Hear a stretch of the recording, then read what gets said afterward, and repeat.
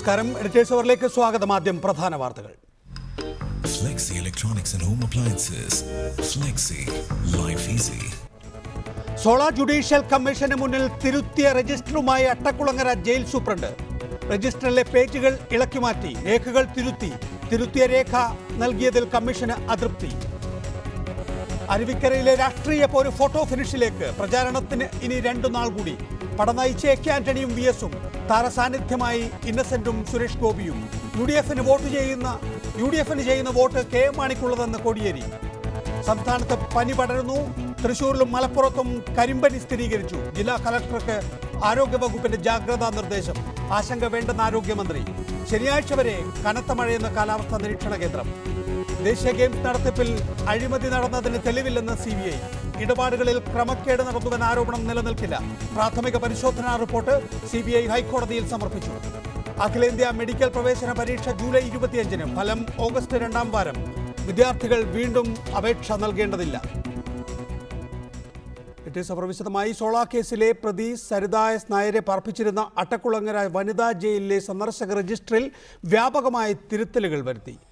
Solar judicial commission മുൻപാകെ ഹാജരാക്കിയ register വെട്ടിത്തിരുത്തിയും പേജുകൾ കീറിമാറ്റിയ നിലയിലുമായിരുന്നു സരിതയുടെ അമ്മയും ബന്ധുവും ജയിൽ സന്ദർശിച്ച സമയം മാറ്റിയെഴുതിയത്. ജയിൽ DIGയും അട്ടക്കുളങ്ങരയിൽ സന്ദർശനം നടത്തിയതായും രജിസ്റ്ററിലുണ്ട്. രേഖ തിരുത്തിയ നടപടിയെ കമ്മീഷൻ കടുത്ത ഭാഷയിൽ വിമർശിച്ചു. സോളാർ ജുഡീഷ്യൽ കമ്മീഷൻ മുൻപാകെ അട്ടക്കുളങ്ങര വനിതാ ജയിൽ സൂപ്രണ്ട് ഹാജരാക്കിയ ജയിൽ സന്ദർശക രജിസ്റ്റർ വ്യാപകമായി തിരുത്തിയ നിലയിലാണ്. സരിത എസ് നായരെ അട്ടക്കുളങ്ങര ജയിലിൽ പാർപ്പിച്ചിരുന്ന സമയത്താണ് ഈ തിരുത്തലുകൾ ഉണ്ടായത്. സന്ദർശക രജിസ്റ്ററിലെ പേജുകൾ ഇളക്കി മാറ്റി, വിവരങ്ങൾ വെട്ടിത്തിരുത്തുകയോ മാറ്റി എഴുതുകയോ ചെയ്തിട്ടുണ്ട്. സരിത മൊഴി മാറ്റി എറണാകുളം അഡീഷണൽ ചീഫ് ജുഡീഷ്യൽ മജിസ്ട്രേറ്റിന് 3 പേജുള്ള കത്ത് നൽകിയതിന് മുമ്പുള്ള ദിവസങ്ങളിലെ തിരുത്തലുകൾ ഏറെ പ്രധാനപ്പെട്ടവയാണ്. ഇതിന് തലേന്ന് സരിതയുടെ അമ്മയും ബന്ധുവെന്ന് പരിചയപ്പെടുത്തിയ ആദർശും ജയിലിലെത്തി. ഇവരെത്തിയ സമയം വെട്ടിത്തിരുത്തിയതായി രേഖകളിൽ നിന്ന് വ്യക്തമായിട്ടുണ്ട്. ആദർശിന്റെ പക്കൽ യാതൊരു തിരിച്ചറിയൽ രേഖകളും ഉണ്ടായിരുന്നില്ല. ജയിൽ DIGയും ഈ ദിവസം അട്ടക്കുളങ്ങരയിലെത്തി. ദേശീയ മനുഷ്യാവകാശ കമ്മീഷൻ അംഗങ്ങളുടെ സിറ്റിംഗ് ഉണ്ട് എന്നായിരുന്നു വിശദീകരണം. എന്നാൽ കമ്മീഷനിലെ ഒരു ഉദ്യോഗസ്ഥൻ മാത്രമായിരുന്നു ജയിലിലെത്തിയത്. സരിതയുടെ അഭിഭാഷകൻ ഫെനി ബാലകൃഷ്ണനും മറ്റൊരു അഭിഭാഷകൻ ബാഹുലയനും ജയിലിലെത്തിയ വിവരം വൈറ്റ്നർ ഉപയോഗിച്ച് മായ്ച്ച നിലയിലാണ്. ജയിലിൽ സന്ദർശകരെ അനുവദിക്കുന്ന നിശ്ചിത സമയത്തിന് മുമ്പും ശേഷവും ആളുകൾ വന്നുപോയിരുന്നു. ജയിൽ രജിസ്റ്റർ തിരുത്തിയത് ഗുരുതര പിഴവാണെന്ന് സോളാർ ജുഡീഷ്യൽ കമ്മീഷൻ ചൂണ്ടിക്കാട്ടി. ജയിൽ സൂപ്രണ്ടിനെ കമ്മീഷൻ കടുത്ത അതൃപ്തി അറിയിച്ചു. മൊഴി മാറ്റാൻ ജയിലിലെത്തി ചിലർ സരിതയുമായി ധാരണയുണ്ടാക്കിയെന്ന വെളിപ്പെടുത്തലിന് പിന്നാലെയാണ് സന്ദർശക രജിസ്റ്റർ തിരുത്തിയ വിവരവും പുറത്തുവരുന്നത്. റിപ്പോർട്ടർ, കൊച്ചി. അരുവിക്കര പോളിംഗ് ബൂത്തിലെത്താൻ ഇനി 3 നാൾ.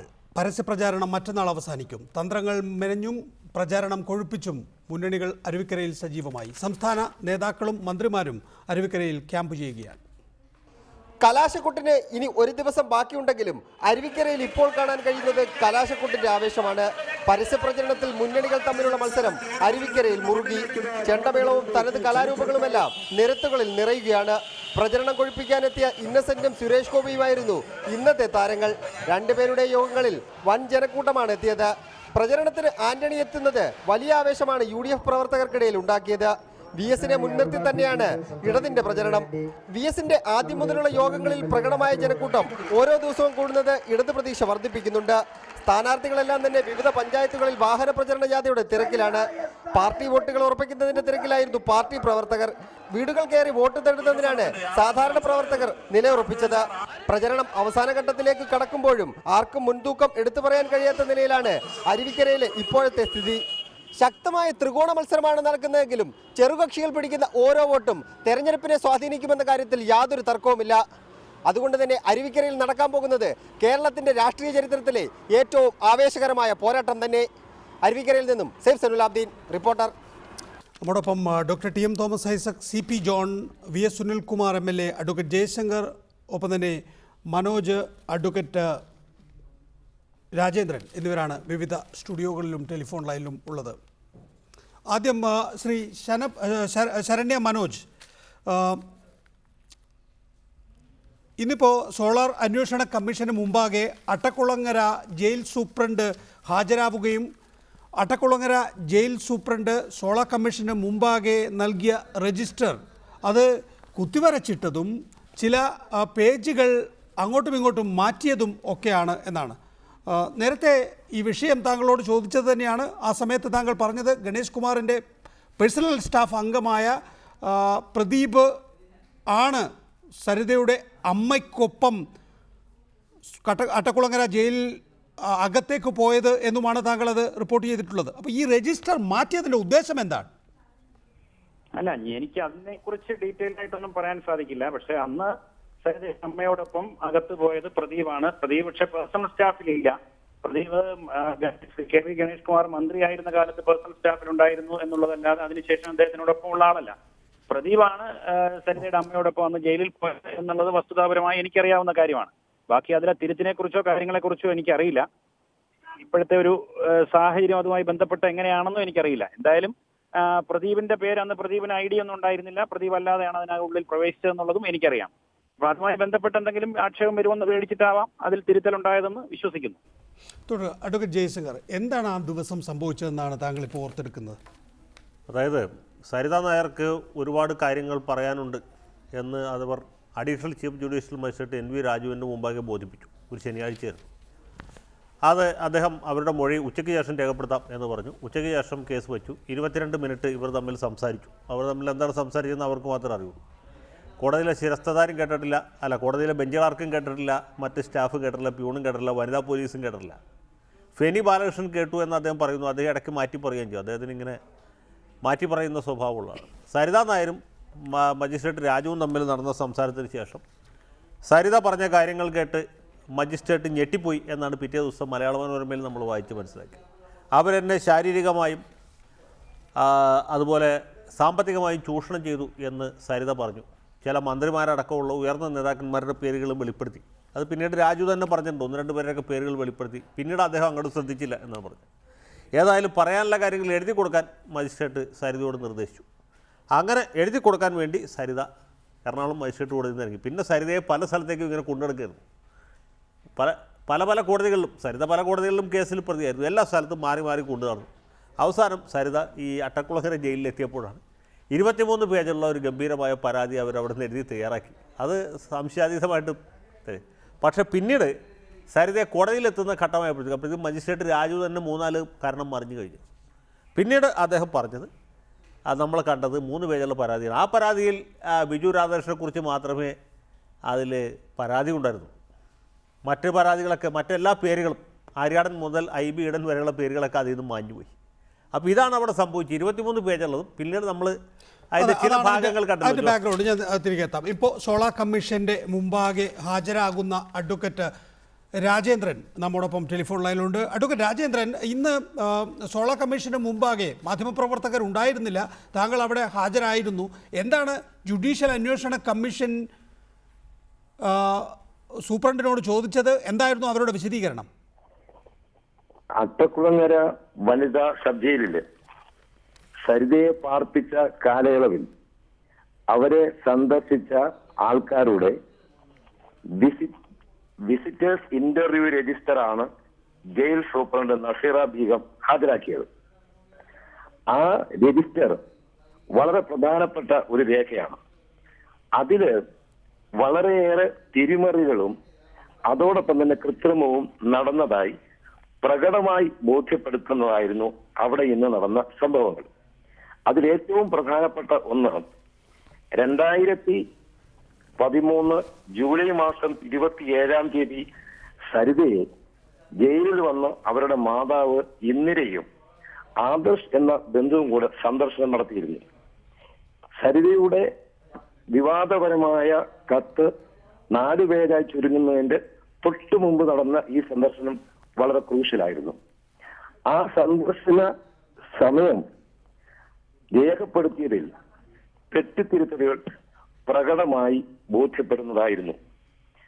അതോടൊപ്പം തന്നെ അന്നേ ദിവസം ജയിൽ DIG ഗോപകുമാർ ആ ജയിലിൽ സന്ദർശനം നടത്തിയിരുന്നു. അതിന്റെ ഉദ്ദേശത്തെക്കുറിച്ച് ചോദിച്ചപ്പോൾ സൂപ്രണ്ടിന്റെ മറുപടി 2012 ജൂലൈ 31 ദേശീയ മനുഷ്യാവകാശ കമ്മീഷൻ അംഗം വരുന്നതിന്റെ മുന്നോടിയായിട്ടുള്ള പരിശോധന എന്നാണ് പറഞ്ഞത്. എന്നാൽ ഈ visitors register gate register produce ചെയ്ത് പരിശോധിച്ചപ്പോൾ 2012 ജൂലൈ 31 ദേശീയ മനുഷ്യാവകാശ കമ്മീഷൻ അംഗം ജയിൽ സന്ദർശിച്ചിട്ടില്ല. മറിച്ച് അവിടെയുള്ള ഒരു ഡിവൈഎസ്പി മാത്രമാണ് സന്ദർശിച്ചത്. സ്വാഭാവികമായും ഒരു ഡിവൈഎസ്പിയുടെ സന്ദർശനത്തിന് സൗകര്യമൊരുക്കാൻ DIG വരേണ്ടുന്നത് അനൗചിത്യമുള്ളതാണ്. മറ്റൊന്ന്, ഈ മൊഴിമാറ്റത്തിന് മുന്നോടിയായി ജൂലൈ 27 സരിതയുടെ അമ്മ സന്ദർശനം നടത്തിയ ആ വിവരം രേഖപ്പെടുത്തിയ എൻട്രിയുടെ തൊട്ടടുത്ത പേജ് കീറി മാറ്റപ്പെട്ട നിലയിലാണ് കണ്ടത്. ഈ രജിസ്റ്ററിന്റെ പല ഭാഗങ്ങളിലും ഇങ്ങനെ പേജ് കീറി മാറ്റിയ നിലയിലാണ് വന്നത്. തുടർന്നുള്ള വിസ്താരവേളയിൽ സൂപ്രണ്ട് തന്നെ സമ്മതിച്ചിട്ടുണ്ട് ഈ രജിസ്റ്റർ റീബൈൻഡ് ചെയ്തതാണെന്ന്. അതിൽ നിന്നും സ്വാഭാവികമായിട്ടും അനിഷ്ടകരമായ വിവരങ്ങൾ രേഖപ്പെടുത്തിയ ഭാഗങ്ങൾ നീക്കം ചെയ്തതായി കാണാൻ കഴിയും. മറ്റൊരു സുപ്രധാനമായ തിരിമറി നടന്നതായി ബോധ്യപ്പെട്ടത് 2012 നവംബർ മാസത്തിൽ സരിതയുടെ മാതാവിനോടൊപ്പം അഭിഭാഷകരായ സെന്നി ബാലകൃഷ്ണനും ബാഹുലേയനും ഒരു രാജേഷ് എന്നയാളും ജയിൽ സന്ദർശനം നടത്തിയതായി എൻട്രി ഉണ്ടായിരുന്നു. അതിൽ സെന്നി ബാലകൃഷ്ണന്റെ പേര് പേന കൊണ്ട് വെട്ടുകയും ബാഹുലേന്റെയും രാജേഷിന്റെയും പേരുകൾ വൈറ്റനർ കൊണ്ട് മായ്ക്കുകയും ചെയ്തതും കമ്മീഷനിൽ പ്രകടമായി വിസ്താരവേളയിൽ ചൂണ്ടിക്കാണിക്കപ്പെട്ടിട്ടുള്ളതാണ്. അതോടൊപ്പം തന്നെ ജയിലിലെ സന്ദർശനത്തിന് പ്രത്യേകമായ സമയം ഏർപ്പെടുത്തിയിട്ടുണ്ട്. 11 മണി മുതൽ 5 മണി വരെ എന്ന ഈ സമയവും സരിതയുടെ സന്ദർശനത്തിൽ പാലിക്കപ്പെട്ടിട്ടില്ല എന്ന് കാണാൻ കഴിയും. ഇത് കാണിക്കുന്നത് സർക്കാർ മിഷനറി, ആഭ്യന്തര വകുപ്പിന്റെ കീഴിലുള്ള ജയിൽ വകുപ്പിലെ സർക്കാർ മിഷനറി സരിതയെ പോലുള്ള പ്രതികൾക്കായി വളരെയേറെ ദുരുപയോഗപ്പെടുത്തിയതിന്റെ നിരവധി തെളിവുകൾ കാണുന്നുണ്ട്.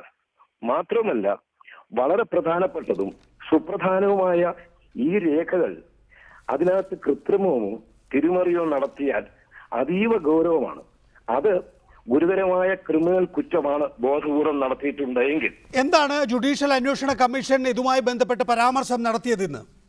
ജുഡീഷ്യൽ അന്വേഷണ കമ്മീഷന്റെ പരാമർശ വിഷയം ഞാൻ ഈ സന്ദർഭത്തിൽ പറയുന്നത് ശരിയല്ല എന്നാണ് തോന്നുന്നത്. കാരണം എന്തായാലും ഈ കാര്യങ്ങൾ ബോധ്യപ്പെട്ടില്ല, അല്ലെങ്കിൽ ഇത് ശരിയായ വിധത്തിൽ ജുഡീഷ്യൽ അന്വേഷണ കമ്മീഷൻ കാണുന്നില്ല, അതൃപ്തി രേഖപ്പെടുത്തിയിട്ടുണ്ട്. തീർച്ചയായിട്ടും തുടരുക. Shri V S Sunilkumar MLA, താങ്കൾ ഈ വിഷയത്തിൽ അഡ്വക്കേറ്റ് ജയശങ്കറിനെ പോലെ തന്നെ ചർച്ചയിൽ നിരന്തരം പങ്കെടുക്കുകയും ഇപ്പോൾ എന്താ സംഭവിച്ചിരിക്കുന്നത്? ഒരു ജയിലിൽ സാധാരണക്കാരന് രാവിലെ 11 മണി മുതൽ 5 മണി വരെയാണ് സന്ദർശകനായി പോകാൻ കഴിയുക എങ്കിൽ അതിനപ്പുറത്തേക്ക് ഏത് സമയവും സരിതയെ കാണാൻ പോകാൻ കഴിയുന്ന വിധത്തിലേക്ക് കാര്യങ്ങൾ മാറ്റപ്പെട്ടിരിക്കുന്നു എന്ന് മാത്രമല്ല, NV രാജു ഒന്ന് കോംപ്രമൈസ് ചെയ്ത് കൊടുത്തപ്പോഴേക്കും അവിടെ ജയിൽ അധികൃതർക്ക് പൂർണ്ണമായും സരിതയെ മൊഴിമാറ്റുന്നതിനാവശ്യമായുള്ള എല്ലാ സൗകര്യങ്ങളും ഏർപ്പെടുത്തി കൊടുക്കുക എന്ന് പറയുമ്പോൾ ചോദ്യം ഇതാണ്, സാധാരണഗതിയിൽ ഇതൊക്കെ സംഭവിച്ചിട്ടുണ്ട് എന്നിപ്പോൾ ജുഡീഷ്യൽ അന്വേഷണ കമ്മീഷന് മുമ്പാകെ തന്നെ ബോധ്യപ്പെടുന്നു. എന്ത് ക്രിമിനൽ നടപടിക്രമമാണ് ഇവിടെ സാധ്യമാവുക? ഇപ്പം ഒരു ജുഡീഷ്യൽ അന്വേഷണ കമ്മീഷന് അങ്ങനെ ഒരു ക്രിമിനൽ നടപടിക്രമവുമായി മുന്നോട്ട് പോകാൻ കഴിയില്ല. ഇത് വലിയ ഗുരുതരമായ പിഴവാണ് സംഭവിച്ചിട്ടുള്ളത്. ഇതിന്മേലൊരു അന്വേഷണവും ഇതുവരെ നടന്നിട്ടില്ല. അങ്ങനെ ഒരു അന്വേഷണം നടക്കണമെന്ന് നിങ്ങളെപ്പോലുള്ളവർക്ക് ജുഡീഷ്യൽ അന്വേഷണ കമ്മീഷന് വേണമെന്ന് ആവശ്യപ്പെടുന്ന നിങ്ങൾക്ക് ആവശ്യം പോലുമില്ല. നികേഷ്, ഒന്നാമത്തെ കാര്യം നികേഷ് ആദ്യം ചോദിച്ചല്ലോ സാധാരണക്കാരുടെ ജയിലിലേക്ക് പോകുന്ന കാര്യത്തെ പറ്റി. സരിത ഒരു സാധാരണക്കാരി അല്ലല്ലോ. ഉമ്മൻചാണ്ടി അടക്കമുള്ള ആളുകളുമായി അടുത്ത ബന്ധമുണ്ടായിരുന്നൊരു തട്ടിപ്പുകാരിയാണ്. ആ തട്ടിപ്പുകാരി പറയുന്ന കാര്യങ്ങൾ പുറത്തു വരാതിരിക്കാൻ വേണ്ടി നടന്ന കാര്യങ്ങൾ ഇവിടെ അഡ്വക്കേറ്റ് ജയശങ്കർ വിശദീകരിച്ചുകൊണ്ട് ഞാൻ അതിലേക്ക് കടക്കുന്നില്ല. അട്ടംകുളങ്ങര ജയിലിലേക്ക് സരിത എന്തിനു കൊണ്ടുവന്നു എന്ന കാര്യം അന്ന് നമ്മൾ ഇതുപോലെ ചർച്ച ചെയ്തതാണ്. ഒരു കോൺഗ്രസ് നേതാവിൻ്റെ ബന്ധുവായിട്ടുള്ള ജയിൽ സൂപ്രണ്ട് അവിടെ ഉണ്ട് എന്നുള്ളതുകൊണ്ടും ഇവർക്ക് ആ രൂപത്തിൽ അതിന് ഇടപെടാൻ കഴിയുന്നുള്ളതുകൊണ്ടും സരിത പറയാൻ പോകുന്ന എഴുതാൻ പോകുന്ന കത്തും ആ പുറത്തുവിടാൻ പോകുന്ന വിവരങ്ങളും അവർക്കെതിരായിരിക്കാൻ വേണ്ടി ചെയ്യേണ്ട കാര്യങ്ങളെല്ലാം ചെയ്യാൻ വേണ്ടി ഗവൺമെൻറ് ആസൂത്രണം ചെയ്ത പദ്ധതിയാണ്. ആ പദ്ധതിയാണ് ഇപ്പോൾ ഈ ജയിൽ സൂപ്രണ്ടിൻ്റെ രേഖ സമർപ്പിക്കുന്നത് വഴി ഇപ്പോൾ പൊളിഞ്ഞിരിക്കുന്നത്. വെളിവാക്കപ്പെട്ടിരിക്കുകയാണ്. ഈ പ്രതിപക്ഷം ഞങ്ങളടക്കമുള്ള ആളുകൾ ഈ കേസ് അട്ടിമറിക്കാൻ വേണ്ടി ഉമ്മൻചാണ്ടി ഗവൺമെന്റ് നടത്തിയിരിക്കുന്ന അധികാര ദുർവിനിയോഗത്തിന്റെ ഒരറ്റം മാത്രമാണ് നമ്മളിപ്പോ കണ്ടിരിക്കുന്നത്. തിരുത്തുന്നു എന്ന് പറഞ്ഞാൽ സുനിൽകുമാർ, അതൊന്നും നമ്മൾ ഇപ്പോൾ പറഞ്ഞിട്ട് കാര്യമില്ല. ഇപ്പോൾ സംഭവിക്കുന്നത് എന്താണ്? ഇത് ജുഡീഷ്യൽ അന്വേഷണ കമ്മീഷന് മുമ്പാകെ ബോധ്യപ്പെട്ടിരിക്കുന്ന ഒരു കാര്യമുണ്ട്. അട്ടക്കുളങ്ങര ജയിലിൽ സരിതയെ മൊഴിമാറ്റിക്കുന്നതിന് വേണ്ടിയുള്ള അസ്വാഭാവികമായ സംഭവങ്ങൾ നടന്നിട്ടുണ്ട്. ഒരാൾക്ക് വിഗ് വെച്ച് അകത്ത് കയറാൻ കഴിയുന്നു, ആ ആൾക്ക് സമയക്രമം പോലുമില്ല, ഏത് സമയത്തും കയറി ചെല്ലാൻ കഴിയുന്നു, ആ ആൾക്ക് ഐഡൻറ്റിറ്റി കാർഡ് ഇല്ലാതെ അതിനകത്ത് കയറാൻ കഴിയുന്നു. മാത്രമല്ല സരിതയ്ക്ക് ഒരു പ്രത്യേക മുറി അനുവദിക്കുന്നു, അവിടെ വെച്ച് നെഗോഷിയേറ്റ് ചെയ്യാൻ കഴിയുന്നു. ചോദ്യത്തിന് മറുപടി, ഇതൊരു ക്രിമിനൽ ആക്ടിവിറ്റിയാണ്. ആ ക്രിമിനൽ ആക്ടിവിറ്റി ഈ സംസ്ഥാനത്ത് അന്വേഷിക്കപ്പെടുന്നുണ്ടോ? ഒരിക്കലുമില്ല. ഇത് അന്വേഷണ സംഘത്തിന്റെ ഈ കേസിൽ നടന്നിരിക്കുന്ന അന്വേഷണം നടന്നിട്ടില്ല, ഇത് നടത്തേണ്ട രീതിയിൽ നടത്തിയിട്ടില്ല എന്നതിൻ്റെ ഒരു തെളിവ് കൂടിയാണ്. ഇപ്പൊ നേരത്തെ നമ്മൾ പല തട്ടിപ്പിനെ പറ്റി അന്വേഷിച്ചല്ലോ, കണ്ടുപിടിച്ചല്ലോ. ഈ ഒരു കേസിൽ അവർ ശിക്ഷിക്കപ്പെട്ടു. അപ്പൊ പോലീസ് ചെയ്തെന്താ? ഈ സരിതയിലേക്കും ഈ പറയുന്ന ബിജു രാധാകൃഷ്ണനിലേക്കും മാത്രം കേന്ദ്രീകരിച്ചു, വേറെ എല്ലാവരും രക്ഷപ്പെട്ടു. അങ്ങനെ എല്ലാ കേസുകളും, ഈ 36 കേസുകളും കേവലം തട്ടിപ്പ് മാത്രമായിട്ട് മാറി. സരിത നടത്തിയിരിക്കുന്ന ക്രിമിനൽ കോൺസ്പിറസി, ആ കേസ് തേച്ചു മാറ്റി കളയാൻ വേണ്ടി നടത്തിയിരിക്കുന്ന ക്രിമിനൽ ഗൂഢാലോചന, അത് ഇനി അന്വേഷിക്കപ്പെടേണ്ട കാര്യമാണ്. അത് ഈ ഉറക്കം കൊണ്ട് നേരം വിളക്കുമെന്ന് ആരും വിചാരിക്കണ്ട. ജുഡീഷ്യൽ അന്വേഷണ കമ്മീഷന് മുമ്പാകെ ഇത് പോയി പറയുന്നു, ജുഡീഷ്യൽ അന്വേഷണ കമ്മീഷൻ പറയുന്നു ഇങ്ങനെയൊന്നും അല്ല കാര്യങ്ങൾ നടക്കേണ്ടത്, ശരിയായ വിധത്തിൽ നടക്കണം എന്നൊക്കെ പറയുക എന്നുള്ളതിനപ്പുറത്തേക്ക് ഇതൊരു വലിയ ഗുരുതരമായ കൃത്യവിലോപമോ അല്ലെങ്കിൽ ഗൂഢാലോചനയിൽ പങ്കാളിത്തമോ ഒക്കെയല്ലേ? അത് ആരന്വേഷിക്കും? അല്ല, ഇത് സംബന്ധിച്ച് കുറേ വിവരങ്ങൾ നേരത്തെ തന്നെ പുറത്തു വന്നിരുന്നു. ഒന്നാമത് ജയിലിൽ വെച്ച് സരിത എഴുതിയ പരാതി 23 പേജാണ് എന്നുള്ള വിവരം വിവരാവകാശ നിയമം അനുസരിച്ച് കൊടുത്ത രേഖയിലുണ്ട്. അതുപോലുള്ള കാര്യങ്ങൾ നേരത്തെ പുറത്തു വന്നിരുന്നു. എന്ന് മാത്രമല്ല, പേര് വെളിപ്പെടുത്താത്ത ഒരാൾ സരിതയുടെ അമ്മയോടൊപ്പം ജയിലിൽ പോയി സരിതയെ കണ്ടു എന്ന കാര്യവും നേരത്തെ പുറത്തു വന്നിരുന്നു. അതാരാണ് എന്നുള്ളതിനെക്കുറിച്ച് പല സംശയങ്ങളും ഉണ്ടായിരുന്നു. ഇപ്പോൾ അത് വ്യക്തമായി മന്ത്രി ഗണേഷ് കുമാറിൻ്റെ പേഴ്സണൽ സ്റ്റാഫിൽപ്പെട്ട ഒരാളായിരുന്നു എന്നുള്ളത്. അപ്പോൾ ഇത് വ്യക്തമാക്കുന്ന ഒരു കാര്യമുണ്ട്. ക്രിമിനൽ ഗൂഢാലോചന അടക്കമുള്ള കാര്യങ്ങൾ ഇതിനകത്ത് നടന്നിട്ടുണ്ട്. അതിൽ മന്ത്രിമാർക്ക് പങ്കുണ്ട്, മുഖ്യമന്ത്രിക്ക് നേരിട്ട് പങ്കുണ്ട്, അദ്ദേഹത്തിൻ്റെ സിൽബന്ധികളായ ചില MLA-മാർക്ക്, കൃത്യമായിട്ട് പറഞ്ഞാൽ ബെന്നി ബെഹനാൻ അടക്കമുള്ള ആളുകൾക്ക് പങ്കുണ്ട്. ഇതൊക്കെ പൊതുസമൂഹത്തിൽ നേരത്തെ ചർച്ച ചെയ്യപ്പെട്ടുള്ള കാര്യങ്ങളാണ്. പിന്നെ ജുഡീഷ്യൽ അന്വേഷണത്തിൽ ഈ തെളിവുകൾ ഒരിക്കൽ കൂടി പുറത്തു വരുന്നു. രേഖയിൽ വന്ന തിരുത്തലുകൾ, അത് ഇപ്പോൾ ആദ്യമായിട്ടാണ് പുറത്തു വരുന്നത്. രേഖയിൽ തിരുത്തൽ വരുത്തിയിട്ട്, കാരണം തിരുത്തണമല്ലോ, ആളുകളുടെ പേര് വരെ ശരിക്കും എഴുതാൻ പറ്റുകയില്ല. പിന്നെ ഇവിടെ സുനിൽകുമാർ പറഞ്ഞ പോലെ സെക്രട്ടേറിയറ്റിൽ യഥേഷ്ടം കയറി ചെല്ലാവുന്ന, പാസ് എടുക്കാതെ കയറി ചെല്ലാവുന്ന സരിതയെ സംബന്ധിച്ചുള്ള പിന്നെ അട്ടക്കുളങ്ങര ജയിലിലൊക്കെ ഈസിയായിട്ട് ചെയ്തത്, അത് അവർക്ക് വേറെ രീതിയായിരുന്നു, വേറെ നിയമമായിരുന്നു. എനിക്ക് നികേഷനും പോയാൽ കയറാൻ പറ്റുകയില്ല. അട്ടക്കുളങ്ങര ജയിലിലോ വിയ്യൂർ ജയിലിലോ ഒന്ന് പോയി നോക്കുമോ, സ്ത്രീകളുടെ വാർഡിൽ വളരെ ബുദ്ധിമുട്ടാണ്. ഞാൻ ഒരിക്കൽ പോയിട്ടുണ്ട്. അന്ന് ജയിൽ IG ഉണ്ടായിരുന്നു കൂടെ, IG-യുടെ കൂടെയാണ് പോയത്. അവിടെ ഒരു മനുഷ്യാവകാശ ലംഘനം നടക്കുന്നു എന്ന റിപ്പോർട്ടുണ്ടായിട്ട് EK നായനാർ മുഖ്യമന്ത്രി ആയിരിക്കുന്ന സമയത്ത് ഞാനന്ന് ഹൈക്കോടതിയിൽ ഗവൺമെൻറ് പ്ലീഡറാണ്. അതുകൊണ്ടാണ് പോകാൻ കഴിഞ്ഞത്, അല്ലാണ്ട് പോകാൻ പറ്റില്ല. അല്ലെങ്കിൽ പുറത്തു നിന്ന് നോക്കാനേ പറ്റുള്ളൂ. വനിതകളുടെ ജയിൽ പുറത്താണ്, മറ്റേ കോമ്പൗണ്ടിൻ്റെ പുറത്താണ്. അപ്പോൾ കയറി ചെല്ലണമെങ്കിൽ ജയിൽ IG കൂടെ ഉണ്ടായിരുന്നുകൊണ്ട് കയറാൻ സാധിച്ചു. അവിടെ ചെന്ന് ആ സ്ത്രീകളോട് ചോദിച്ച് കാര്യങ്ങൾ മനസ്സിലാക്കാൻ സാധിച്ചു. ഹൈക്കോടതിയിൽ നിന്ന് പ്രത്യേകമായിട്ട് നിയോഗിച്ചത്, അതുകൊണ്ടാണ് പോകാൻ പറ്റിയത്, അല്ലാതെ ചെല്ലാൻ പറ്റുകയില്ല. ശ്രീ അഡ്വക്കേറ്റ് രാജേന്ദ്രൻ, സരിതയെ കാണാൻ വന്ന അപരിചിതൻ ആരായിരുന്നു? എന്താണ് അയാളുടെ ഉദ്ദേശം? എന്തുകൊണ്ട് അയാൾ വിഗ് ധരിച്ചെത്തി? അയാൾ വന്നതിൻ്റെ രേഖകൾ എന്തിന് തിരുത്തി? തുടങ്ങിയ കാര്യങ്ങൾ അന്വേഷിക്കപ്പെടണം എന്ന് കമ്മീഷൻ നിർബന്ധം പിടിക്കുന്നുണ്ടോ? അതോ ഇതോടുകൂടി ആ വിഷയം അവസാനിച്ചു, അടുത്ത ഘട്ടത്തിലേക്ക് പോവുകയാണോ? കമ്മീഷൻ ഇതുമായി ബന്ധപ്പെട്ട വിവരങ്ങളെല്ലാം കൂടെ ക്രോഡീകരിച്ചുകൊണ്ടായിരിക്കും അതിന്റെ ഫൈൻഡിങ്ങിലേക്ക് എത്തുന്നത്. അത് അവസാന ഘട്ടം. പക്ഷെ കമ്മീഷൻ ഒരു കാര്യം പ്രകടമായി ഇന്ന് ജയിൽ സൂപ്രണ്ടിനെ ചോദിച്ചു.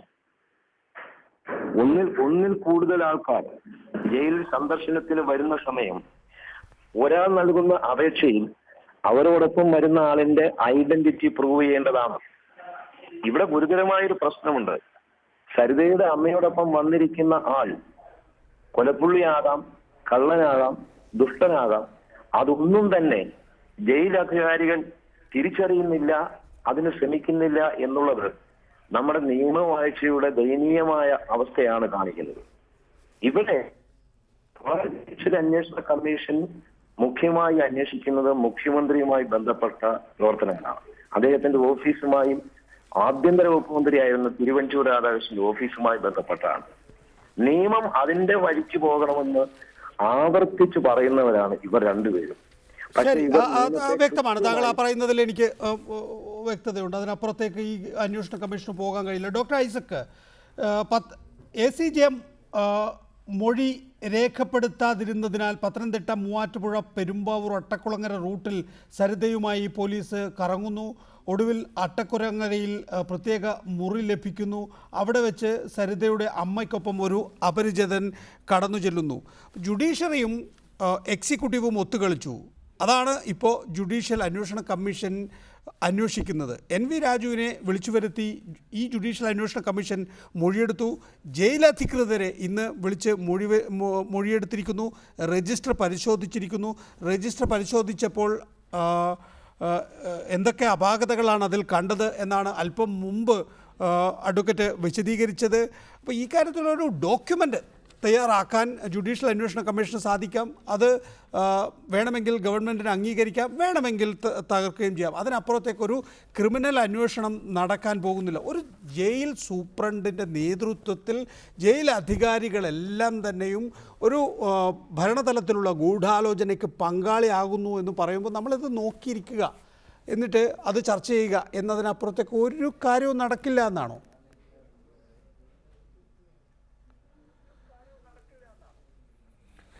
രണ്ട് പോം വഴികൾ. ഒന്ന്, ഇപ്പോൾ അരുവിക്കലിൽ തെരഞ്ഞെടുപ്പ് നടക്കുകയാണ്. ആ തെരഞ്ഞെടുപ്പിൽ ഇത് സജീവ വിഷയമായിട്ട് മാറ്റുകയും അതിൻ്റെ അടിസ്ഥാനത്തിലുള്ള രാഷ്ട്രീയ തീരുമാനത്തിലേക്ക് ജനങ്ങൾക്കെത്താം.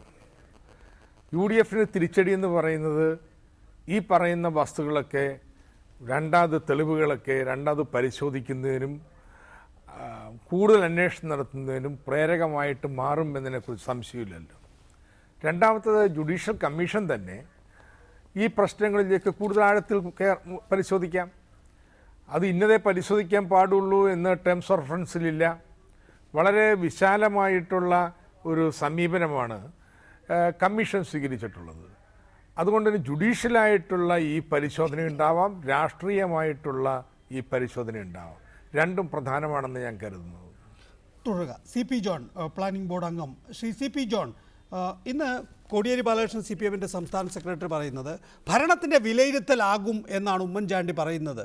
അതിൻ്റെ അർത്ഥം സോളാർ അഴിമതിക്ക് വോട്ട് ചെയ്യുക, അല്ലെങ്കിൽ K മാണിക്ക് വോട്ട് ചെയ്യുക, ഒരുപക്ഷെ അരുവിക്കര ഉപതെരഞ്ഞെടുപ്പ് തന്നെ യഥാർത്ഥത്തിൽ K മാണിക്കുള്ള മാൻഡേറ്റ് നിശ്ചയിക്കലായിരിക്കും എന്നാണ്.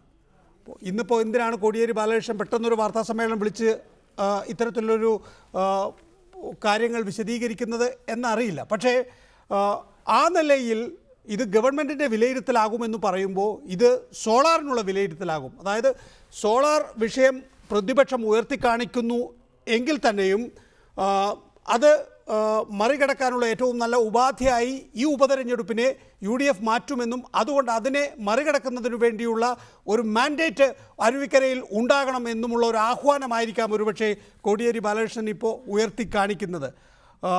സ്വാഭാവികമായും അങ്ങനെ ഒരു സന്ദേശം പോകുമ്പോൾ അരുവിക്കര UDFനെതിരായി വോട്ട് ചെയ്യുമെന്നായിരിക്കാം ഒരുപക്ഷെ കോടിയേരി ആഗ്രഹിക്കുന്നത്. കോടിയേരി തിരക്കിട്ട് ഇത്രയും വേഗം ഒരു പത്രസമ്മേളനം വിളിച്ച് പറഞ്ഞതിന്റെ കാര്യം, അരുവിക്കരയിൽ ഒരു ചർച്ച നടക്കുകയാണ്. തിരുവനന്തപുരം പാർലമെന്റിൽ സംഭവിച്ചതുപോലെ CPM ഇടതുമുന്നണി 3ാം സ്ഥാനത്തേക്ക് പോകുമോ എന്നുള്ളത്. അതുകൊണ്ട് 2ാം സ്ഥാനമെങ്കിലും ഉറപ്പിക്കാനുള്ള അദ്ദേഹത്തിന്റെ പരിഭ്രമം കലർന്ന വെപ്രാളം കൊണ്ട് അദ്ദേഹം ചെയ്തായിരിക്കാം. പക്ഷേ ഞാൻ ഈ കാര്യത്തിലേക്ക് കടന്നു കയറിക്കൊണ്ട് തന്നെ ചില കാര്യങ്ങൾ പറയാൻ ആഗ്രഹിക്കുകയാണ്. ഉമ്മൻചാണ്ടി പറഞ്ഞു ഇത് ഗവൺമെന്റിന്റെ വിലയിരുത്തലാകും. നിങ്ങൾ ഈ പറഞ്ഞ 2 വിഷയത്തിൽ, സോളാറിലാണെങ്കിലും അതുപോലെ തന്നെ ഈ പറയുന്ന ബാർക്കോഴ പ്രശ്നം എന്ന് പറയുന്ന വിഷയത്തിലാണെങ്കിലും ശരി, എവിടെയാണ് ഗവർണൻസ് ഉള്ളത്? എവിടെയാണ് ഭരണവുമായി ബന്ധപ്പെട്ട എന്തെങ്കിലും കാര്യമുള്ളത്? നിങ്ങൾ നോക്കൂ, ഞങ്ങളുടെ ഗവർണൻസിനെ കുറിച്ച് ഇതുമായി ബന്ധപ്പെടുത്തണമെങ്കിൽ ഈ പറയുന്ന ബിജുവിനും അതേപോലെ തന്നെ ബിജു രാധാകൃഷ്ണനും സരിതയ്ക്കും 6 വർഷം കഠിന തടവ് വാങ്ങിച്ചു കൊടുത്ത ഗവൺമെന്റ് എന്ന നിലയിൽ അരുവിക്കരയിൽ ഒരുപക്ഷെ ആളുകൾ വോട്ട് ചെയ്യാം. ഒന്ന്. ഇതേ ആളുകൾക്ക് ഇതേ വിജു രാധാകൃഷ്ണൻ സ്വന്തം ഭാര്യയെ കൊന്ന ഉണ്ടായപ്പോൾ അതിൽ കേസെടുക്കാതെ വിട്ട കോടിയേരിയാണ് ഇപ്പോ അന്നത്തെ ആഭ്യന്തരമന്ത്രി കോടിയേരിയാണ് ഇന്നത്തെ സെക്രട്ടറി. അതുകൊണ്ട് ആ വിഷയം ഗവർണൻസുമായി ഭരണവുമായി ബന്ധപ്പെട്ടതല്ലെങ്കിൽ പോലും ഒരു ക്രൈം നടന്നപ്പോൾ ആ ക്രൈമിനെ കൃത്യമായി കോടതിയിൽ കൊണ്ടുവരികയും ശിക്ഷ വാങ്ങിച്ചു കൊടുക്കുകയും പ്രോസിക്യൂഷൻ ജഡ്ജിയുടെ പ്രശംസ ഏറ്റുവാങ്ങുകയും ചെയ്തു എന്നുള്ളത് നിർണായകമല്ലേ? അതുപോലെ തന്നെ ബാർ വിഷയം, അതിലെവിടെ ഗവർണൻസ് ഉള്ളത്? ഗവർണൻസുമായി ബന്ധപ്പെട്ട ഒരു വിഷയവുമില്ല. 730 ബാറുകളും അടഞ്ഞ് തന്നെ കിടക്കുകയാണ്. ആ ബാറുകൾ തുറക്കാൻ കോടതി പറഞ്ഞിരുന്നുവെങ്കിൽ അതിനകത്ത് എന്തെങ്കിലും കാതലുണ്ട്, കഴമ്പുണ്ട് എന്ന് നമുക്ക് പറയാമായിരുന്നു. അപ്പൊ ജുഡീഷ്യൽ പ്രോസസ്സിലേക്ക് പോയപ്പോൾ സരിതയും ബിജുവും തോറ്റുവെന്ന് മാത്രമല്ല ശിക്ഷിക്കപ്പെട്ടു. അതേപോലെ തന്നെ ബാർ പ്രശ്നം കോടതിയിൽ പോയപ്പോൾ ഗവൺമെന്റ് ജയിച്ചു. ഈ രണ്ട് പ്രശ്നമല്ല ഇവിടെ ഉമ്മൻചാണ്ടി പറഞ്ഞത്. ഉമ്മൻചാണ്ടി പറഞ്ഞത് 1 രൂപയുടെ അരി 2 രൂപയുടെ. ദയവായി തുടരുക. Doctor T M Thomas Isaac, അതിന് താങ്കളുടെ മറുപടി വളരെ പ്രധാനപ്പെട്ടതാണെന്ന് തോന്നുന്നു. നിങ്ങൾ പരാജയത്തിലേക്ക് നീങ്ങുന്നു എന്ന തോന്നലിലാണോ പെട്ടെന്ന് ഞെട്ടി എഴുന്നേറ്റ് ഇതാ UDF വോട്ട് ചെയ്യുകയാണെങ്കിൽ അത് ബാർഗോഴയ്ക്കുള്ള വോട്ടായിരിക്കും, UDF വോട്ട് ചെയ്യുകയാണെങ്കിൽ അത് സരിതയ്ക്കുള്ള വോട്ടായിരിക്കും എന്ന നിലയിലേക്ക് ചുവടുമാറുന്നത്?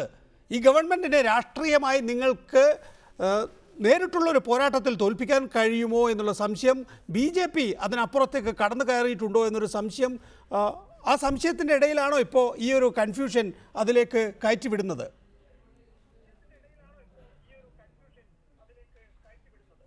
നികേഷ്, ഈ തെരഞ്ഞെടുപ്പിന് തുടക്കം മുതൽ ഞങ്ങളുടെ ഏറ്റവും പ്രധാനപ്പെട്ട തെരഞ്ഞെടുപ്പ് പ്രചാരണ വിഷയങ്ങളിലൊന്ന് ഈ സർക്കാരിൻ്റെ അഴിമതികളാണ്. ഈ അഴിമതിയും ഗവർണൻസും തമ്മിൽ എന്താ ബന്ധമെന്നാണ് ഇപ്പോൾ CP ജോൺ ചോദിക്കുന്നത്. ജോണേ, ആ സ്കൂൾ പാഠപുസ്തകം ഒന്ന് മാത്രം മതിയല്ലോ. 1, 2, 3 ക്ലാസ്സിൽ കുട്ടികൾ പഠിക്കാത്ത എത്ര വീട് അവിടെയുണ്ട്?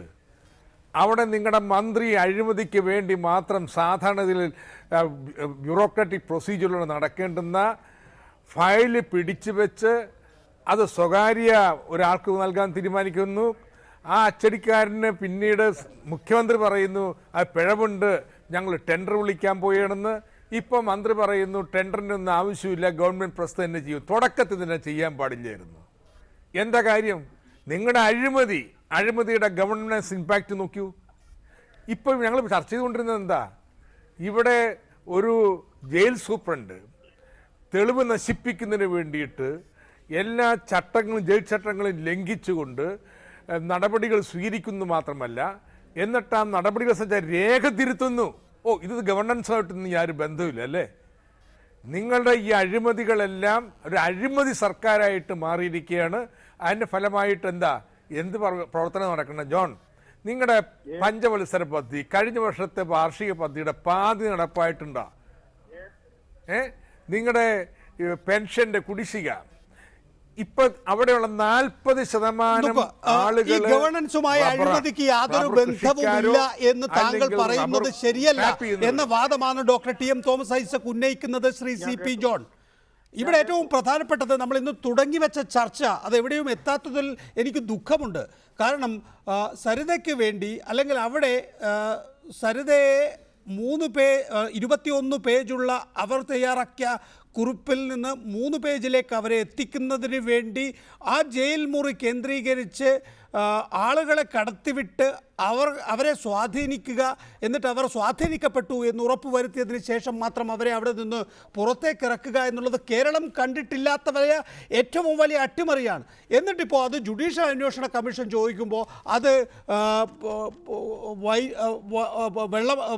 മഷി കൊണ്ട് മാറ്റുക, റീബൈൻഡ് ചെയ്യുക, വീണ്ടും തുന്നിക്കൂട്ടുക, പേജ് കീറിക്കളയുക എന്ന നിലയിലേക്ക് കൊണ്ടുപോയാൽ പിന്നെ ഇവിടെ നീതിന്യായ വ്യവസ്ഥ അത് ഉണ്ടെന്ന് നമുക്ക് പറയാൻ കഴിയാത്ത അവസ്ഥ വരും. ഞാനിപ്പോ മറുപടി പറഞ്ഞതിന് ശേഷം അദ്ദേഹം വീണ്ടും വേറെ കാര്യങ്ങൾ ഉന്നയിക്കുക. ഇവിടെ നമ്മൾ ചർച്ച ചെയ്തത് സരിതയുമായി ബന്ധപ്പെട്ട സോളാർ ഇഷ്യൂ ആണ്.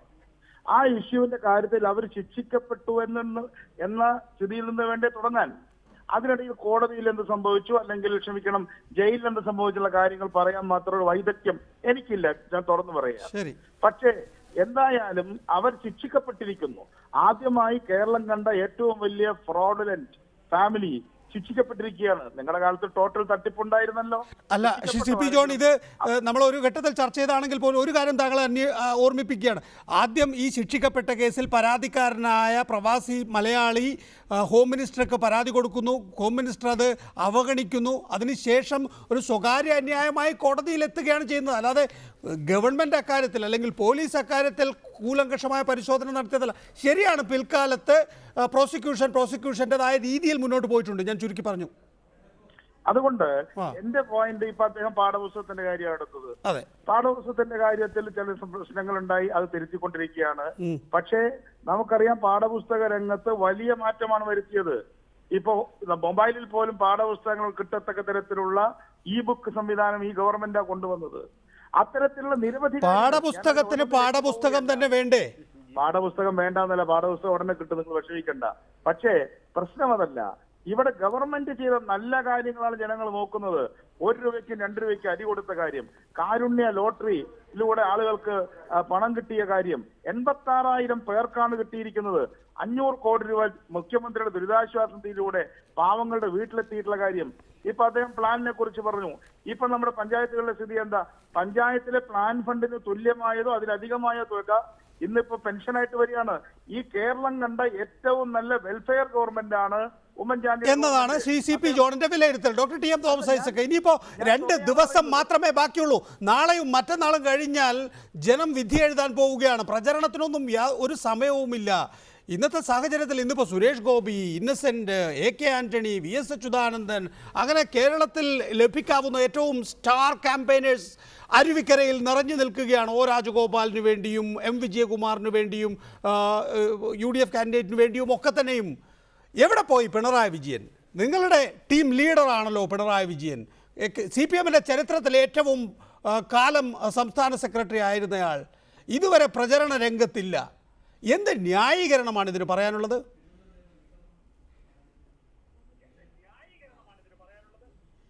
ആരാ പറഞ്ഞത് പ്രചരണ രംഗത്തില്ലെന്ന്?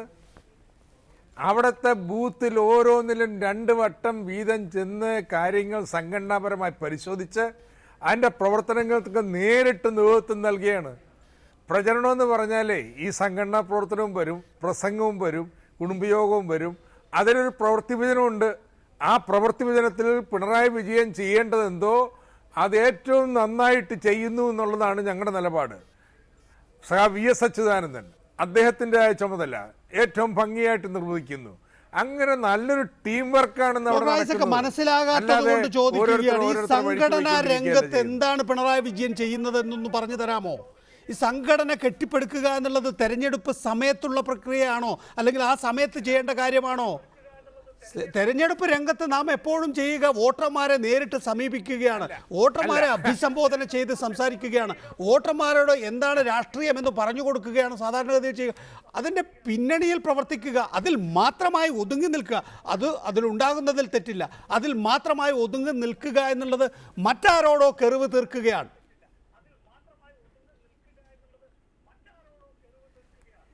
നികേഷ്, ഈ സംഘടനാ പ്രവർത്തനം തെരഞ്ഞെടുപ്പിൻ്റെ എന്ന് പറഞ്ഞാൽ എന്തെന്ന് ഞാൻ പറഞ്ഞു തരാം. അതെ, വോട്ടർമാരോട് നമ്മൾ സംസാരിക്കുന്നു, അവരെ ക്യാൻവാസ് ചെയ്യാൻ ശ്രമിക്കുന്നു. അതിൻ്റെ അടിസ്ഥാനത്തിൽ ഓരോ വോട്ടറെയും കുറിച്ച് ഞങ്ങൾ വിലയിരുത്തുന്നു. ആ വിലയിരുത്തൽ ക്രോസ് ചെക്ക് ചെയ്യുക. ഈ വിലയിരുത്തൽ തന്നെയാണോ ആ ബൂത്തിലെ മറ്റ് സ്കോഡുകൾക്കുള്ളത് നോക്കുക. ഞങ്ങൾ അത്തരത്തിൽ വളരെ ചിട്ടയായിട്ടാണ് ഇത്തരത്തെ തെരഞ്ഞെടുപ്പിൽ പ്രവർത്തിക്കുന്നത്. അല്ല കാടിളക്കി വീണ വോട്ട് എന്നുള്ള രീതിയിലല്ല, മറിച്ച് വളരെ കൃത്യമായിട്ട് ഈ പറഞ്ഞ പോലെ അവിടെയുള്ള മുഴുവൻ വോട്ടർമാരുടെയും രാഷ്ട്രീയ പക്ഷപാതത്തെക്കുറിച്ച് ഞങ്ങളുടേതായ വിലയിരുത്തൽ നടത്തി. അത് രണ്ടാമത് ഓരോ ബൂത്തിലും പാർട്ടി സെക്രട്ടറി തന്നെ പരിശോധിക്കുകയാണ്. എന്ന് മാത്രമല്ല, അവിടെ ഇല്ലാതുള്ള വോട്ടർമാരെ കൊണ്ടുവരാനുള്ള ഏർപ്പാടുണ്ടായിട്ടുണ്ടോ, അവിടെ ഇരട്ടിപ്പുണ്ടെങ്കിൽ അതിനെതിരെ ഒബ്ജക്ഷന് വേണ്ടിയുള്ള തയ്യാറെടുപ്പുണ്ടായിട്ടുണ്ടോ, ഓപ്പൺ വോട്ട് ചെയ്യേണ്ടവരാര്, ഇത്തരത്തിൽ സൂക്ഷ്മമായിട്ടുള്ള പരിശോധന നടത്തുന്നത്. അപ്പോൾ ചിലർ അതിൻ്റെ കാടളക്കുന്നതിന്, ആൾക്കാരെ ആവശ്യം കൊള്ളിക്കുന്നതിനുള്ള പ്രധാന പ്രവർത്തനങ്ങൾ ഏർപ്പെടും. അതേസമയത്ത് വേറെ ചിലർ ഇത്തരത്തിലുള്ള പ്രവർത്തനത്തിന് ഏർപ്പെടുന്നു. ഞാനിപ്പോൾ കഴിഞ്ഞ നെയ്യാറ്റിൻകര തെരഞ്ഞെടുപ്പിലോ അല്ലെങ്കിൽ പുറം തെരഞ്ഞെടുപ്പിലോ പ്രവർത്തിച്ച പോലെയാണ് പ്രവർത്തിക്കുന്നത്. ഞങ്ങളുടെ പ്രവൃത്തി വിഭജനം ഉണ്ടെന്ന് അതിൻ്റെ അടിസ്ഥാനത്തിൽ ഓരോരുത്തരും പ്രവർത്തിക്കും. അതെ, CP ജോൺ, താങ്കൾക്കറിയാമല്ലോ, മലബാറിൽ തെരഞ്ഞെടുപ്പ് നടന്നാൽ മാത്രമല്ല തിരുവിതാംകൂർ ഭാഗത്ത് തെരഞ്ഞെടുപ്പ് നടന്നാൽ തന്നെയും സാധാരണഗതിയിൽ പ്രധാനപ്പെട്ട ഇലക്ഷൻ ആണെങ്കിൽ ഒരു മലബാറുകാരൻ നേതാവ് വന്നിട്ടാണ് അതിൻ്റെ തെരഞ്ഞെടുപ്പ് ചുമതല നിർവഹിക്കുക. ഉദാഹരണത്തിന് കഴിഞ്ഞ കൊല്ലം ലോക്സഭാ തെരഞ്ഞെടുപ്പിൽ MV ഗോവിന്ദൻ മാസ്റ്റർക്കായിരുന്നു ചുമതല. അന്ന് CPM-ൻ്റെ പോളിറ്റ് ബ്യൂറോ അംഗം, ഏക പോളിറ്റ് ബ്യൂറോ അംഗമാണ് ഇന്ത്യയിൽ മത്സരിക്കുന്നത്. അത് MA ബേബി ആയിരുന്നു. അന്ന് MV ഗോവിന്ദൻ മാസ്റ്റർ ഈ നിലയിൽ അതിൻ്റെ പിന്നാമ്പുറത്ത് നിൽക്കുകയായിരുന്നു. പിണറായി വിജയനെ സംബന്ധിച്ചിടത്തോളം ഇപ്പോൾ സംഘടനയുടെ ചുമതല പൊതുവേ ഇല്ല, അത് കോടിയേരി ബാലകൃഷ്ണൻ കൊടുത്തിരിക്കുന്നു. ആ ഘട്ടത്തിൽ അദ്ദേഹം മുതിർന്ന ഒരു CPM-ൻ്റെ സംസ്ഥാന നേതാവ് എന്നുള്ള നിലയിൽ അരുവിക്കര നിർണായകമായതുകൊണ്ട് ആ മണ്ഡലത്തിൽ കേന്ദ്രീകരിച്ച് നിൽക്കുകയും നേരത്തെ ഡോക്ടർ ഐസക് ചൂണ്ടിക്കാണിച്ചതുപോലെ അതിൻ്റെ വിവിധങ്ങളായ വശം പരിശോധിക്കുകയും ചെയ്യുന്നു. അതിൽ നിങ്ങൾക്കെന്താ? എനിക്കൊന്നുമില്ല. പിണറായി വിജയൻ ഒന്നും ചെയ്യാതാലും ചെയ്തില്ലെങ്കിലും ഞങ്ങളുടെ വിഷയമല്ല. പക്ഷേ ഇവിടെ പ്രധാനപ്പെട്ട വിഷയം എന്താണ് VS അച്യുതാനന്ദന്റെ റോൾ എന്നുള്ളതാണ്. ഇതിപ്പോ ഞാൻ VS അച്യുതാനന്ദനെ അദ്ദേഹത്തിന്റെ 92ാമത്തെ വയസ്സിൽ ഇങ്ങനെ പ്രസംഗിപ്പിക്കുന്ന കാണുമ്പോൾ എനിക്ക് മനസ്സിൽ വരുന്നത് പണ്ട് 2ാം ലോക മഹായുദ്ധത്തിലെ യുദ്ധത്തടവുകാരായിട്ടുള്ള എഞ്ചിനീയർമാരെ കൊണ്ട് നാസികൾ പാലം പണിയിച്ചതാണ് എനിക്ക് ഓർമ്മ വരുന്നത്. അങ്ങനത്തെ സിനിമകളുണ്ട്. അപ്പൊ യുദ്ധത്തിൽ തോറ്റ എക്സ്പെർട്ടുകളെ കൊണ്ട് ശത്രുക്കൾക്ക് വേണ്ടി പണിയെടുപ്പിക്കുന്ന ഒരു രീതിയുണ്ട്. അതുപോലെ ഈ CPM-ന്റെ കഴിഞ്ഞ രാഷ്ട്രീയ സംഘടനാ പ്രവർത്തനങ്ങൾ എന്ന് പറയുന്ന യുദ്ധക്കളത്തിൽ തോറ്റ് തുന്നമ്പാടി ശിക്ഷിക്കപ്പെട്ട പിന്നെ നമ്മുടെ VS-നെ കൊണ്ട് യുദ്ധത്തടവുകാരൻ റോഡ് പണിയെടുക്കുന്നത് പോലെ ഇപ്പൊ പണിയെടുത്തുകൊണ്ടിരിക്കുകയാണ്. ഇത് ആസ്വദിക്കുകയായിരിക്കും ഒരു പക്ഷേ പിണറായി വിജയൻ ചെയ്യുന്നത്. അദ്ദേഹത്തിന്റെ മാനസിക ഘടനയിൽ എങ്ങനെയാണ് ഇത് പ്രതിഫലിക്കുന്നതെന്ന് നമുക്ക് കണ്ടുപിടിക്കാൻ കഴിയില്ല. പക്ഷെ ഒന്നുണ്ട്, പിണറായി വിജയനെ പോലുള്ള ഒരു പോളിറ്റ് ബ്യൂറോ മെമ്പർ, മന്ത്രിയായിരിക്കുകയും സെക്രട്ടറി ആയിരിക്കുകയും ഒക്കെ ചെയ്തിട്ടുള്ള ഒരാൾ, അദ്ദേഹം ജനങ്ങളെ അഭിസംബോധന ചെയ്യുന്നില്ല എന്നത് തീർച്ചയായും അസാധാരണമായ ഒരു കാര്യമാണ്. എങ്ങനെ അസാധാരണമാകും CP ജോൺ? പറയാം. താങ്കൾ ഇപ്പോൾ മലബാറിനെ കുറിച്ച് പറഞ്ഞു. മലബാർ എന്ന് പറയുന്നേക്കാളും കണ്ണൂരെന്നോ പറയുന്നതായിരിക്കും കുറച്ച് നല്ലത്. താങ്കളുടെ മനസ്സിൽ താങ്കളുടെ അച്ഛന്റെ രൂപം തന്നെയായിരിക്കും ഉണ്ടായിട്ടുണ്ടാവുക. അദ്ദേഹത്തിന്റെ സംഘടനാ രീതി എന്താണ്? അദ്ദേഹം കാലത്ത് തുടങ്ങി വൈകുന്നേരം വരെയും സംഘടനാ പ്രവർത്തനം നടത്തുകയും അദ്ദേഹത്തിന്റെ കൂടെ തന്നെ പബ്ലിക് ക്യാമ്പയിൻ നടത്തുകയും ചെയ്യും. ജനങ്ങളോട് കാര്യങ്ങൾ പറയുക എന്നത് ഒരു ടോപ്പ് ലെവൽ ലീഡറുടെ ഏറ്റവും പ്രധാനപ്പെട്ട ദൗത്യമാണ്, ഉത്തരവാദിത്വമാണ്. ആ ഉത്തരവാദിത്വത്തിന് എന്തുകൊണ്ട് പിണറായി മാറി നിൽക്കുന്നു എന്ന് എനിക്കറിഞ്ഞുകൂടാ. അത് അദ്ദേഹത്തിന്റെയും CPM-ന്റെയും മാത്രം പ്രശ്നമായതുകൊണ്ട് അദ്ദേഹത്തെ കൊണ്ട് പ്രസംഗിപ്പിക്കണമെന്ന് ഒരു നിർബന്ധവും ഞങ്ങൾക്കില്ല. പക്ഷേ അതിനൊരു വിചിത്രമായ ഒരു ഒന്നുണ്ട് എന്ന് പുറത്തു നിന്നുള്ളവർക്ക് തോന്നുന്നു. തുടരുക. ഡോക്ടർ ഐസക്, ഞാൻ ഒരിക്കൽ കൂടി താങ്കളിലേക്ക് വരികയാണ്. ഒന്ന്, VS അച്യുതാനന്ദനെ കൊണ്ട് തെരഞ്ഞെടുപ്പ് കൺവെൻഷൻ ഉദ്ഘാടനം ചെയ്യിച്ചിട്ടില്ല. VS അച്യുതാനന്ദനെ മുന്നണിയിൽ നിർത്തുന്നതിൽ നിങ്ങൾക്ക് വിമുഖതയുണ്ട് എന്ന സൂചന ആദ്യം തന്നെ നൽകി. പക്ഷേ VS അച്യുതാനന്ദൻ പ്രചരണ രംഗത്തേക്ക് സ്വമേധയാ പോവുകയും ഒരുപക്ഷെ പ്രചരണ രംഗം ആകെ തന്നെ പിടിച്ചെടുക്കുകയും ഒക്കെ ചെയ്തു. ഇന്നിപ്പോൾ VS അച്യുതാനന്ദൻ കശാപ്പിന് കൊണ്ടുപോകുന്ന കാളയെ പോലെയാണ് എന്ന വിശേഷണം KPCC പ്രസിഡന്റിൻ്റെ ഭാഗത്തു നിന്നൊക്കെ. നേരിട്ടുള്ള ചോദ്യം, VS അച്യുതാനന്ദൻ ഇങ്ങനെ പ്രചരണ രംഗത്ത് തരംഗം സൃഷ്ടിക്കുന്നത് പിണറായി വിജയനെ സംബന്ധിച്ചിടത്തോളം എന്നാൽ പിന്നെ അത് VS അച്യുതാനന്ദൻ നോക്കട്ടെ എന്ന നിലയിൽ അദ്ദേഹം എടുത്തു കളഞ്ഞോ?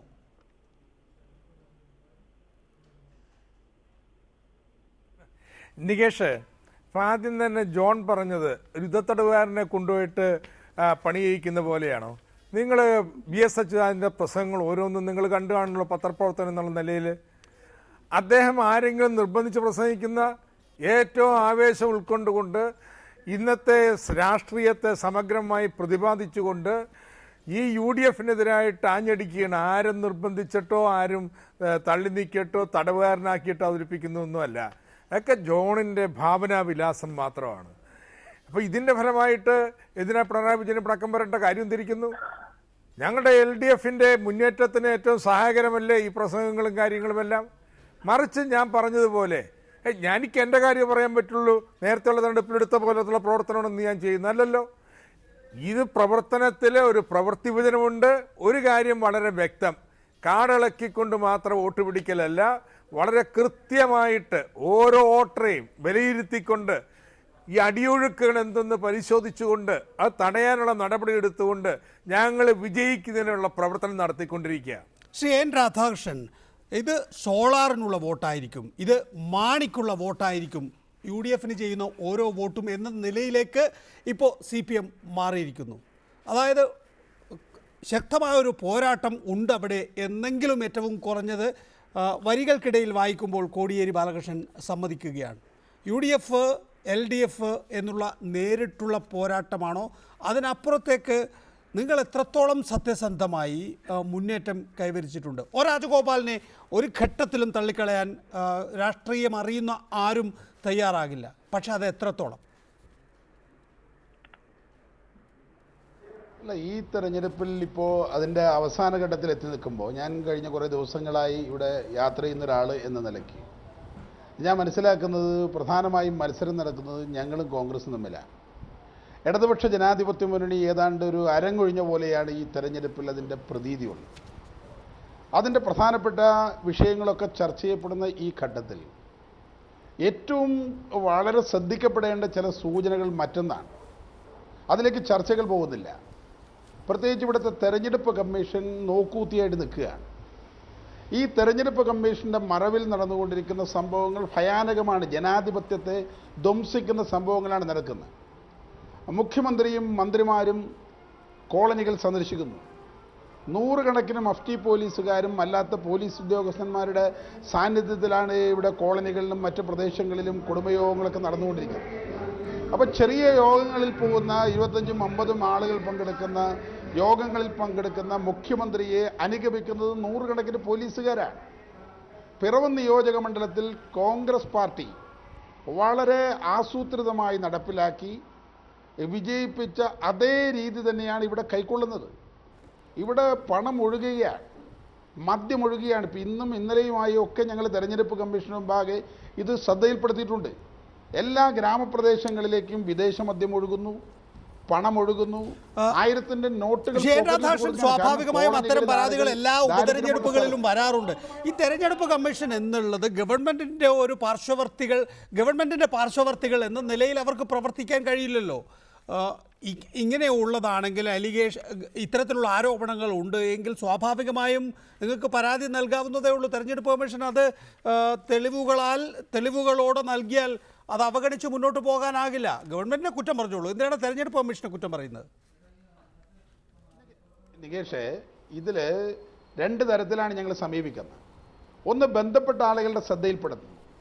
2, ജനങ്ങളെ സമീപിക്കുകയാണ്. ഈ വിഷയങ്ങൾ ജനങ്ങളെ ബോധ്യപ്പെടുത്തിക്കൊണ്ടിരിക്കുകയാണ്. ഞങ്ങൾ നടത്തുന്ന അതിശക്തമായ പ്രചരണമാണ്. സാധാരണഗതിയിൽ കേട്ടുകേൾവിയില്ലാത്ത രീതിയിൽ ഗവൺമെന്റ് മെഷീനറി അതിനുവേണ്ടി പ്രവർത്തിക്കുന്നു എന്നൊക്കെയാണ്.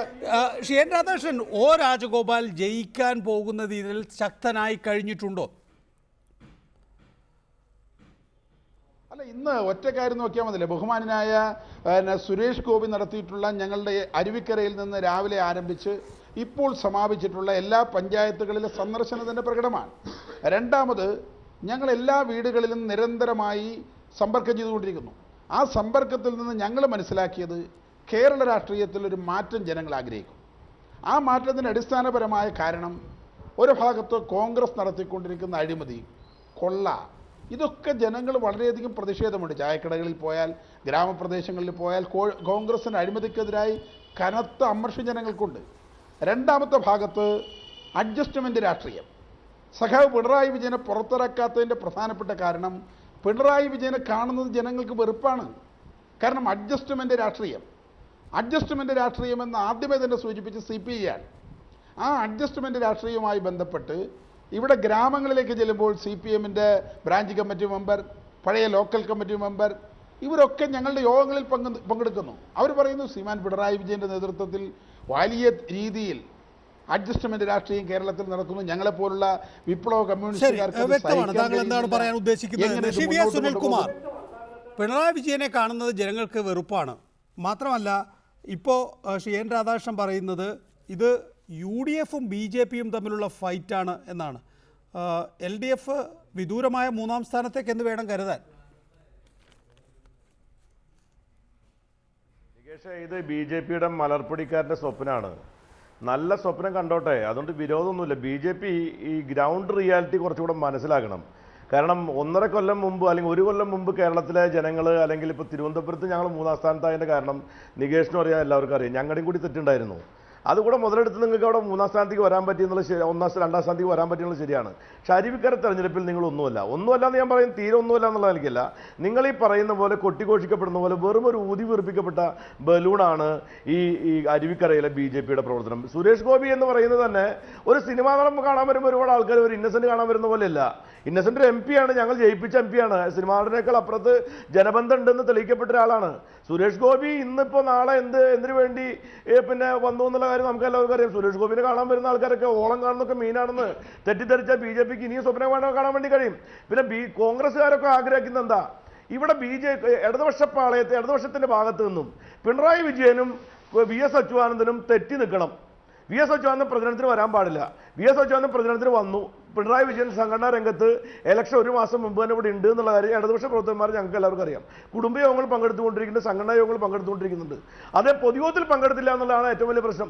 അതേ പൊതുയോഗത്തിൽ പങ്കെടുത്തില്ല നിങ്ങൾക്ക് എന്താ പ്രശ്നം? നിങ്ങളെന്തിനാ പിന്നെ പൂച്ച കർത്താലും എടുത്താൽ എലിയെ പിടിച്ചാൽ പോരെ? പിണറായി വിജയൻ പൊതുയോഗത്തിൽ പങ്കെടുക്കുന്നതാണ് ഇവിടുത്തെ ഏറ്റവും വലിയ പ്രശ്നം.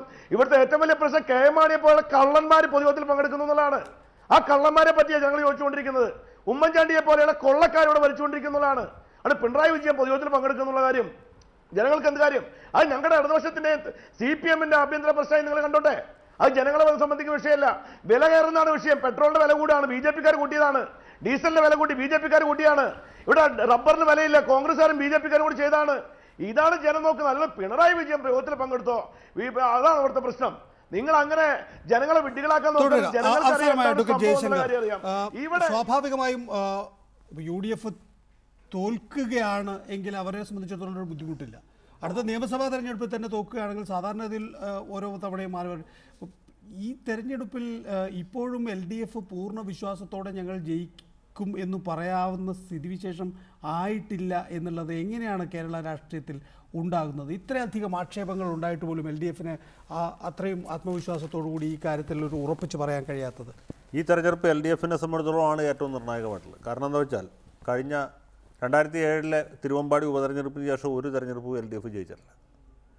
2009 പാർലമെൻറ്റ് തെരഞ്ഞെടുപ്പിൽ ദയനീയമായിട്ട് തോറ്റു. പിന്നാലെ നടന്ന 3 മണ്ഡലങ്ങളിലെ ഉപതെരഞ്ഞെടുപ്പിൽ തോറ്റു. അതിന് പിന്നാലെ നടന്ന ത്രിതല പഞ്ചായത്ത് തെരഞ്ഞെടുപ്പ് മുനിസിപ്പാലിറ്റികളിലും തോറ്റു. കോർപ്പറേഷനിൽ പലതും കൈവിട്ടു പോയി. പിന്നീട് നടന്ന നിയമസഭാ തെരഞ്ഞെടുപ്പിൽ ജയിക്കാവുന്ന ഒരു സാഹചര്യം ഉണ്ടായിരുന്നു, പക്ഷേ അത് വിജയിക്കാൻ കഴിഞ്ഞില്ല. അതിനുശേഷം നടന്ന പിറവ് ഉപതെരഞ്ഞെടുപ്പ്, നെയ്യാറ്റിൻകര ഉപതെരഞ്ഞെടുപ്പ്, പിന്നീട് നടന്ന പാർലമെൻറ്റ് തെരഞ്ഞെടുപ്പ്, പാർലമെൻറ്റിലും ഇതുപോലെ ജയിക്കാവുന്ന സാഹചര്യം ഉണ്ടായിരുന്നു. രാജ്യത്തെ എല്ലായിടത്തും കോൺഗ്രസിന് തിരിച്ചടി ഉണ്ടായപ്പോൾ ഇവിടെ മാത്രം കോൺഗ്രസ്സുകാർ ജയിക്കുന്ന ഒരു സാഹചര്യം. അപ്പോൾ അങ്ങനെ ഒരു സാഹചര്യത്തിലാണ് ഈ തെരഞ്ഞെടുപ്പ് നടക്കുന്നത്. ഇത്ര വലിയ അഴിമതി ആരോപണങ്ങൾ നേരിടുന്നു, രൂക്ഷമായ വിലക്കയറ്റം, ഇത്രയും പ്രശ്നങ്ങളുടെ മുമ്പിലാണ് UDF നിൽക്കുന്നത്. BJPയെ സംബന്ധിച്ചിടത്തോളം കിടച്ചത് കല്യാണം എന്നുള്ളതിനപ്പുറം ഒന്നുമില്ല. രാജഗോപാലിനെ പോലെ ശക്തനായ ഒരു സ്ഥാനാർത്ഥിയെ നിർത്തി ഒരു ഭാഗ്യപരീക്ഷണത്തിന് ഒരുങ്ങുന്നു. അതിൽ കവിഞ്ഞ പ്രാധാന്യം അവർ കൊടുക്കുന്നില്ല. ഈ തെരഞ്ഞെടുപ്പിൻ്റെ റിസൾട്ട് എന്ത് തന്നെയായാലും BJP അഖിലേന്ത്യാ തലത്തിലോ സംസ്ഥാന തലത്തിലോ ബാധിക്കാനും പോകുന്നില്ല. UDFനെ സംബന്ധിച്ചിടത്തോളം കയ്യിൽ നിന്ന് പോയി. സർക്കാരിനെതിരായ വികാരം അതിശക്തമായ രീതിയിൽ സംസ്ഥാനത്തുണ്ട്. അങ്ങനെ ഒരു സാഹചര്യത്തിൽ നടക്കുന്ന ഈ തെരഞ്ഞെടുപ്പിൽ LDFനെ സംബന്ധിച്ചിടത്തോളം ജയം അനിവാര്യമാണ്. അതുകൊണ്ടാണ് പിണറായി വിജയൻ ഓഫീസിലിരിക്കുന്നത്. അദ്ദേഹം മുന്നിട്ട് വരാത്തത് വെറുതെ അല്ല. അദ്ദേഹം ഓഫീസിലിരുന്നു കൊണ്ട് നിയന്ത്രിക്കുന്നു. VS അച്യുതാനന്ദൻ അങ്കത്തട്ടിലിറങ്ങി യുദ്ധം ചെയ്യുന്നു. VSന് മാത്രമല്ല, നല്ല ജനപിന്തുണ സ്വീകാര്യത കിട്ടുന്നത് KB ഗണേഷ് കുമാറിന് കിട്ടുന്നുണ്ട്. അദ്ദേഹത്തിൻ്റെ യോഗങ്ങളിലും ആളുകൾ തടിച്ചു കൂടുന്നുണ്ട്. അപ്പോൾ ഇതൊക്കെ സൂചിപ്പിക്കുന്നത് വലിയ പോരാട്ടമാണ് അവിടെ നടക്കുന്നത്. ആര് ജയിക്കുമെന്നുള്ളതിനെക്കുറിച്ച് ഒരു പ്രവചനം നടത്താൻ ഞാൻ സന്നദ്ധനല്ല. ഒറ്റ വാചകത്തിൽ ഇത് UDFന്റെ വിലയിരുത്തൽ എന്ന് നമുക്ക് സാധാരണഗതിയിൽ വിലയിരുത്താം, അല്ലെങ്കിൽ ഗവൺമെൻറ്റിൻ്റെ വിലയിരുത്തൽ എന്ന് നമുക്ക് സാധാരണഗതിയിൽ വിലയിരുത്താം. അതിനേക്കാൾ രാഷ്ട്രീയ പ്രാധാന്യം ഇത് പ്രതിപക്ഷത്തിൻ്റെ വിലയിരുത്തലായിരിക്കും എന്ന നിലയിൽ കൈകാര്യം ചെയ്യുമ്പോഴല്ലേ?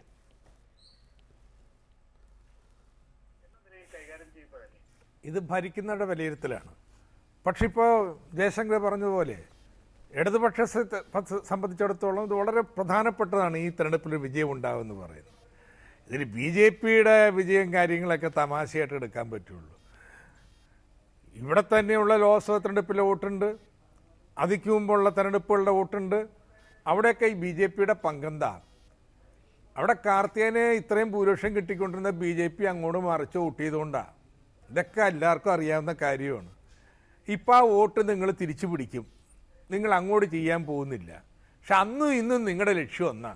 അന്നത്തെ ലക്ഷ്യം UDF ജയിച്ചാലും LDF തോക്കണം. ഇന്നും നിങ്ങളുടെ ലക്ഷ്യം അത് തന്നെയാണ്. UDF ജയിച്ചാലും LDF തോക്കണം എന്നുള്ളത് തന്നെയാണ്.